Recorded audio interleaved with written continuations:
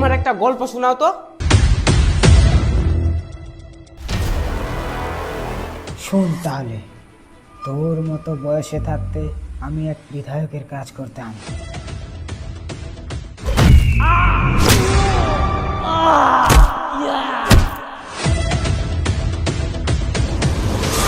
Hello, এই বিধায়ক, তোর যদি জানে ভয় থাকে তাহলে তুই কিছুদিনের জন্য গা ঢাকা দে।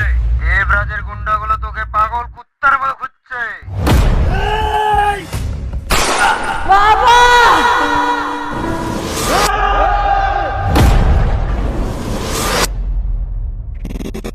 কিরে দেবরাজ,